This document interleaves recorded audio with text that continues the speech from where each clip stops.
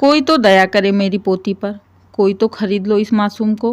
कहते हुए सड़क के किनारे बैठ अपनी 5 साल की मासूम सी पोती को बेचने के लिए चिल्ला रही थी। उसके ऐसे बोलने से आसपास काफ़ी भीड़ इकट्ठा हो गई थी। लोग हैरानी से बुढ़िया को देखे जा रहे थे। कोई कोई बुढ़िया को कोसे भी जा रहा था। अरे बुढ़िया, तू राक्षस है क्या? अपनी ही पोती को बेच रही है, तुझे शर्म नहीं आती?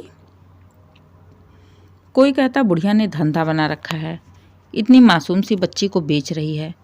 अपने पति के साथ उधर से गुजरते हुए मेरी नज़र उस पर पड़ी। लोगों के तानों के बीच में मैं भी उसके चेहरे पर एक बेबसी देखा। एक बेबस लाचार माँ नजर आई। उसकी आंखों में दर्द था जो किसी को दिखाई नहीं दे रहा था। उसे रोता हुआ देख मैं उसके पास गई और पूछा, काकी, आखिर ऐसी कौन सी मजबूरी आ गई जो आप अपने इस मासूम पोती को बेच रही हो? उसने नज़रें उठाकर मुझे देखा। उसकी आंखों में एक माँ का प्यार और दर्द साफ साफ झलक रहा था। मेरे सवाल पूछने पर वो टूट गई और रोते हुए कहने लगी, मैडम, इसके माँ बाप एक एक्सीडेंट में 6 महीने पहले ही चल बसे। मेरी हालत तो आप देख ही रहे हैं।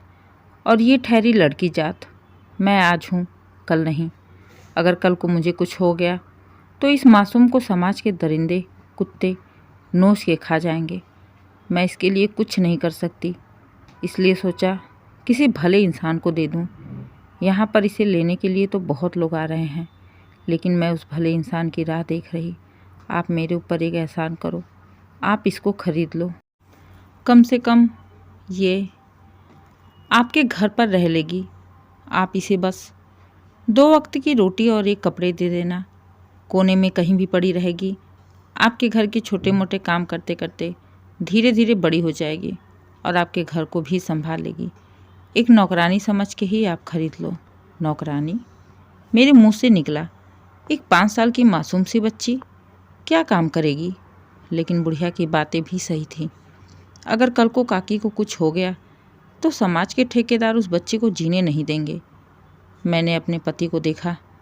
उन्होंने मुस्कुराते हुए हाँ में गर्दन हिलाई और हम बच्चे को लेकर अपने घर आ गए। हमने काकी से भी कहा अगर वो चाहे तो हमारे साथ रह सकती हैं, लेकिन उन्होंने साफ साफ मना कर दिया। हमारी शादी को ऐसे भी 10 साल हो चुके थे और हम अभी तक बेऔलाद थे।